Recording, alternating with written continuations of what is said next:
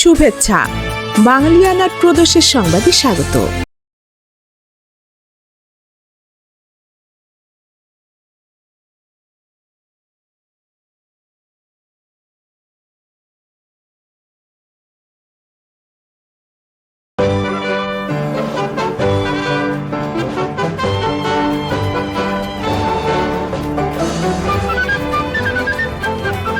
পুরো বিজয়ের মাস জুড়ে দেখুন বাঙালিয়ানার বিশেষ আয়োজন।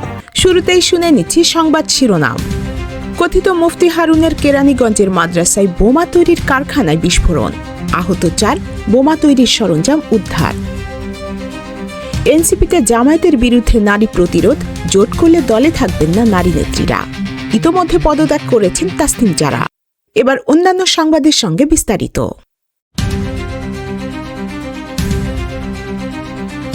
ঢাকার দক্ষিণ কেরানীগঞ্জের হাসনাবাদ এলাকায় একটি মাদ্রাসায় ভয়াবহ বিস্ফোরণের ঘটনা ঘটেছে। এতে নারী শিশু সহ 4 জন আহত হয়েছেন। বিস্ফোরণে মাদ্রাসার একতলা ভবনের পশ্চিম পাশের 2টি কক্ষের দেয়াল উড়ে গেছে। ঘটনাস্থলে ককটেল, রাসায়নিক দ্রব্য ও বোমা তৈরির বিভিন্ন সরঞ্জাম পাওয়া গেছে বলে প্রত্যক্ষদর্শী ও পুলিশ জানায়। 26 ডিসেম্বর সকাল 10:30টার দিকে দক্ষিণ কেরানীগঞ্জের হাসনাবাদ এলাকার উন্মালকুড়া ইন্টারন্যাশনাল মাদ্রাসার একতলা ভবনে এ বিস্ফোরণ ঘটে। দক্ষিণ কেরানীগঞ্জ থানার ভারপ্রাপ্ত কর্মকর্তা সাইফুল আলম বলেন, ঘটনাস্থলে বোমা নিষ্ক্রিয়কারী দল কাজ করছে, এখনও অভিযান চলছে। ককটেল, দাহ্য পদার্থ ও বোমা তৈরির সরঞ্জাম উদ্ধার করা হয়েছে।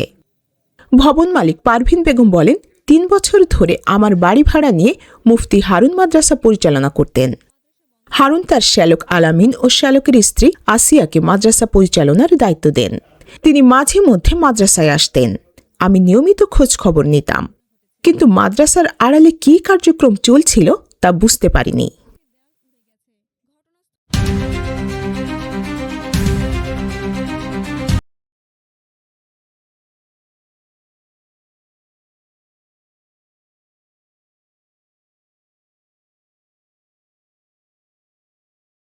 1971 সালের ডিসেম্বর। ধীরে ধীরে বৃদ্ধি পাচ্ছিল বাংলার মুক্তাঞ্চলের মানচিত্র। অবস্থা বেগতিক দেখে পাকিস্তানি হানাদার বাহিনীও বাড়াচ্ছিল হিংস্র নৃশংসতার থাবা।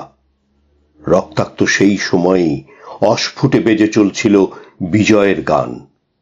সারা বিশ্বের ইথারে ইথারে উচ্চারিত হচ্ছিল বজ্র নির্ঘোষে একটি নাম, যে নাম মাথা নত করতে জানে না।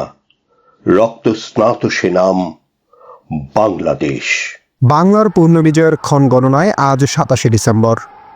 এদিন আন্তর্জাতিক গণমাধ্যমের মধ্যে সাম্প্রতিক ব্লিটজ পত্রিকায় সম্ভবত প্রথম পাক যুদ্ধবন্দীদের যুদ্ধবন্দী নয়, যুদ্ধাপরাধী হিসেবে উল্লেখ করেছেন।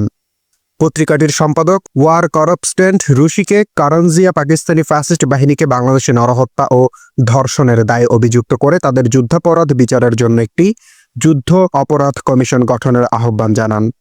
ব্লিটজ পত্রিকার সাম্প্রতিক সংখ্যায় শয়তানের বিভৎস মুখ দর্শনে শিরোনামে লিখিত একটি নিবন্ধনে কারানজিয়া বলেন, এ পর্যন্ত তিনি বাংলাদেশের পাকিস্তানি বাহিনী সম্পর্কে যে তথ্য লাভ করেছেন তাতে এটাই প্রমাণিত, পাকিস্তানি সৈন্যরা যুদ্ধাপরাধী, যুদ্ধবন্দী নয়। নিয়াজি, ফরমান আলী গং জেনেভা কনভেনশন অনুসারে যুদ্ধবন্দীর মর্যাদা পেতে পারে না। টাইম ম্যাগাজিনের সাথে এক সাক্ষাৎকারে ভারতীয় প্রধানমন্ত্রী ইন্দিরা গান্ধী বলেন, বাংলাদেশ এশিয়ার নতুন রাষ্ট্র হিসেবে টিকে থাকার জন্য জন্মগ্রহণ করেছে। মার্কিন যুক্তরাষ্ট্রকে এই বাস্তবতা স্বীকার করতে হবে।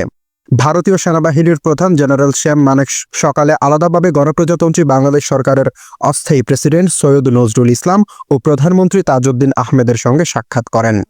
বাংলাদেশ সশস্ত্র বাহিনীর প্রধান সেনাপতি কর্নেল এম.এ.জি. ওসমানীও এ সময় উপস্থিত ছিলেন। বিবিসির এক খবরে বলা হয়, পাকিস্তানের প্রেসিডেন্ট জুলফিকার আলী ভুট্টো পিন্ডিতে অভ্যন্তরীণ বঙ্গবন্ধু শেখ মুজিবুর রহমানের সাথে সাক্ষাৎ করেছেন, তবে তাদের আলোচনার বিষয়বস্তু জানা যায়নি। আত্মসমর্পণের আগে বিবিসি সংবাদদাতাকে দেয়া লেফটেন্যান্ট জেনারেল নিয়াজির সাক্ষাৎকারের ভিডিওতে একটি প্রতিবেদন প্রকাশ করে। এতে নিয়াজি অভিযোগ করে বলেন, আমাদের যা নির্দেশ দেওয়া হয়েছে আমরা সৈনিক হিসেবে তা পালন করতে পেরেছি। আমেরিকা ও চীন যুদ্ধে অবতীর্ণ হবে, ভারতীয় সেনাবাহিনীর অগ্রগতি রোধ করবে বলে প্রেসিডেন্ট ইয়াহিয়া খান আমাদের ফাঁকি দিয়েছেন। এদিন খুলনা জেলা আওয়ামী লীগ সভাপতি শেখ আব্দুল আজিজ, MNA, আওয়ামী লীগের কার্যকরী পরিষদ সদস্য ফণীভূষণ মজুমদার, MPA, সিলেট জেলা আওয়ামী লীগ সভাপতি আব্দুস সামাদ MNA, অধ্যাপক ইউসুফ আলী MNA ও আওয়ামী লীগের শ্রম সম্পাদক জহুর আহমদ চৌধুরীকে মন্ত্রিসভায় অন্তর্ভুক্ত করা হয়। বঙ্গভবনে অধ্যাপক ইউসুফ আলী MNA ছাড়া বাকি 4 মন্ত্রী শপথ পাঠ অনুষ্ঠান সম্পন্ন হয়। সৈয়দ নজরুল ইসলাম মন্ত্রী পরিষদ সদস্য সহ বিকেলে পুরনো পল্টনস্থ আওয়ামী লীগের অফিসে যান। আওয়ামী লীগ কর্মী ও নেতৃবৃন্দ অস্থায়ী রাষ্ট্রপ্রধান ও তার মন্ত্রী পরিষদ সদস্যদের বিপুল সম্বর্ধনা জ্ঞাপন করেন। পুরনো পল্টনস্থ আওয়ামী লীগ অফিসে স্বাধীনতা উত্তর প্রথম কর্মী সভায় ভাষণকালে অস্থায়ী রাষ্ট্রপ্রধান সৈয়দ নজরুল ইসলাম বলেন, বাংলাদেশের জনগণের সাথে এই সরকারের ঘনিষ্ঠ ও নিবিড় সম্পর্ক বজায় থাকবে। বর্তমান আওয়ামী লীগ সরকার জনগণেরই সরকার। বাংলাদেশের জনগণের কল্যাণ এই সরকারের কাম্য।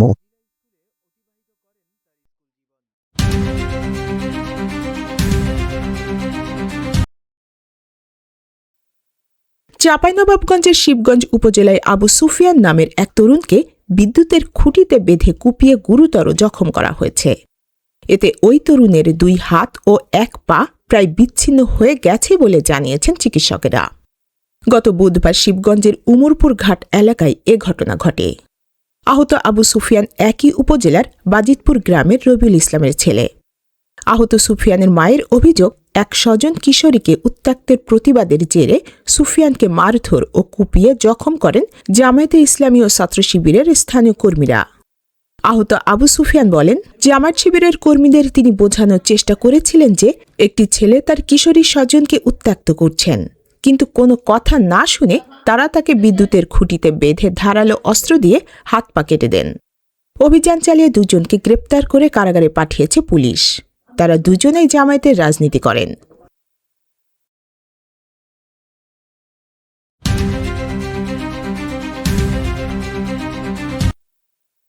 ত্রয়োদশ জাতীয় সংসদ নির্বাচন আসন্ন। নির্বাচনী তফসিল ঘোষণার সঙ্গে সঙ্গে রাজনৈতিক দলগুলোর মধ্যে জোট গঠনের তৎপরতাও বাড়ছে। ইতোমধ্যে বিএনপি তাদের শরিকদের সঙ্গে নির্বাচনী আসন সমঝোতা করেছে। অন্যদিকে জাতীয় নাগরিক পার্টি ও জামায়াতে ইসলামীর মধ্যে নির্বাচনী জোট গঠনের আলোচনা চূড়ান্ত পর্যায়ে থাকলেও এখনও ঘোষণা আসেনি। তবে এই জোট গঠনের পথে বড় বাধা হয়ে দাঁড়িয়েছেন এনসিপির নারী নেত্রীরা। দলীয় সূত্রে জানা যায়, 25 ডিসেম্বর আহ্বায়ক নাহিদ ইসলামের বাসায় বৈঠকে নারী নেত্রীরা স্পষ্ট জানিয়ে দেন, জামায়াতের সঙ্গে জোট হলে তারা সম্মিলিতভাবে দল ত্যাগ করবেন। এই হুমকির কারণে দলীয় নেতৃত্ব চূড়ান্ত সিদ্ধান্ত নিতে পারছেন না। এনসিপির অভ্যন্তরে জামায়াত সমঝোতা নিয়ে তীব্র মতপার্থক্য রয়েছে। এমনকি জামায়াত বিরোধী অংশের নেতা মীর আরশাদুল হক ইতোমধ্যে দল থেকে পদত্যাগ করেছেন। সম্প্রতি এনসিপির 6 নারী নেত্রীকে নুসরাত তাবাসসুমের একটি সেলফিতে দেখা যায়। ছবিটির ক্যাপশন ছিল, ডিল ডান।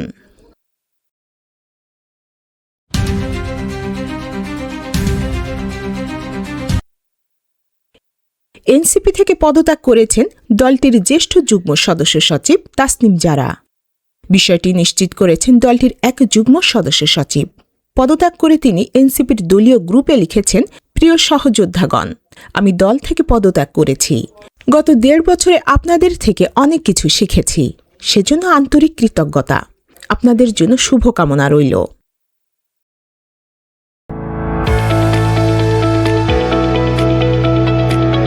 এবার শুনে নিচ্ছি বাঙালিয়ানা বাণিজ্য সংবাদ।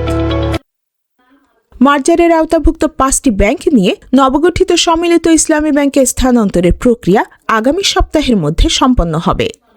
এরপর আমানতকারীরা তাদের চেক বইয়ের মাধ্যমে সর্বোচ্চ 2 লাখ টাকা পর্যন্ত উত্তোলনের সুযোগ পাবেন। বাংলাদেশ ব্যাংক জানায়, আগামী সপ্তাহের মধ্যে কাজটি সম্পন্ন হলে বিদ্যমান 5টি ব্যাংকের গ্রাহকদের ব্যাংক হিসাবের আমানত নবগঠিত সম্মিলিত ইসলামী ব্যাংকের হিসাবে স্বয়ংক্রিয়ভাবে স্থানান্তরিত হবে। এর ফলে আমানতকারীরা তাদের বিদ্যমান চেক বইয়ের মাধ্যমে সর্বোচ্চ 2 লাখ টাকা পর্যন্ত উত্তোলনের সুযোগ পাবেন। অবশিষ্ট আমানত যদি থাকে, তাদের ব্যাংক হিসাবে সুরক্ষিত থাকবে। এ আমানতের উপর প্রচলিত হারে মুনাফা প্রদান করা হবে।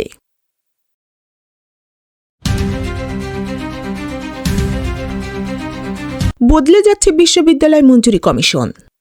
এ সংক্রান্ত অধ্যাদেশের খসড়া প্রকাশের পর সংশ্লিষ্টদের মতামত চাওয়া হয়েছে। বাংলাদেশ উচ্চশিক্ষা কমিশন অধ্যাদেশ 2025 চূড়ান্ত হলে 1973 সালের the university grants commission of Bangladesh order রহিত হবে। খসড়া অধ্যাদেশে বলা হয়েছে চেয়ারম্যান সহ কমিশন 9 সদস্যের। সার্চ কমিটি গঠনের মাধ্যমে তাদের নিয়োগ দেওয়া হবে। উচ্চশিক্ষা কমিশনের চেয়ারম্যান মন্ত্রী পদমর্যাদার এবং কমিশনারদের পদমর্যাদা হবে সুপ্রিম কোর্টের আপিল বিভাগের বিচারপতির সমমান। সূত্র জানায় অধ্যাদেশে ইউজিসির চেয়ে উচ্চশিক্ষা কমিশনকে শক্তিশালী করা হয়েছে। কমিশনের কোনো সুপারিশ বা নির্দেশে যুক্তিসঙ্গত সময়ে অনুসরণ ও প্রতিপালনে ব্যর্থ হলে পাবলিক বিশ্ববিদ্যালয়ের বরাদ্দ অর্থ স্থগিত করতে পারবে কমিশন।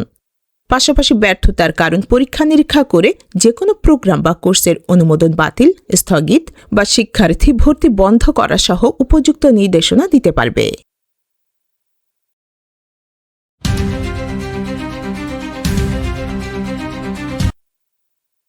দীর্ঘদিনের সীমান্ত বিরোধের জেরে চলমান সংঘর্ষ বন্ধে তাৎক্ষণিক যুদ্ধবিরতিতে সম্মত হয়েছে থাইল্যান্ড ও কম্বোডিয়া।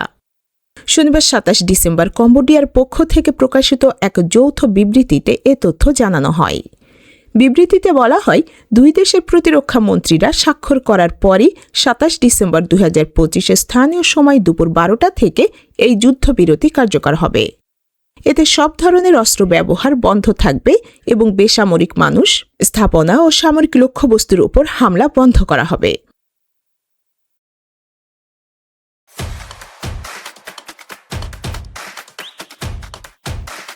এবার শুনে নিচ্ছি বাঙালিয়ানা ক্রীড়া সংবাদ। ঢাকা ক্যাপিটালসের জন্য ম্যাচটি ছিল শোকের। সিলেট আন্তর্জাতিক স্টেডিয়ামে আজ রাজশাহী ওয়ারিয়র্সের বিপক্ষে ম্যাচ শুরুর আগে অসুস্থ হয়ে পড়েন ঢাকার সহকারী কোচ মাহবুব আলী জাকি। এরপর হাসপাতালে নেওয়া হলে তিনি মৃত্যুবরণ করেন। এমন আবহের ম্যাচে শেষ পর্যন্ত জিতেছে ঢাকা। 133 রানের লক্ষ্যে ব্যাটিং করে জয় তুলে নেয় ঢাকা। ঢাকা মূলত আসল কাজটি বল হাতেই করে ফেলেছে। টসে জিতে বোলিং নিয়ে শুরু থেকেই রাজশাহীকে চাপে ফেলে ঢাকা, ফলে বেশি রান তুলতে পারেনি রাজশাহী। বাঙালিয়ানা প্রদেশের সংবাদ শেষ হল। ধন্যবাদ।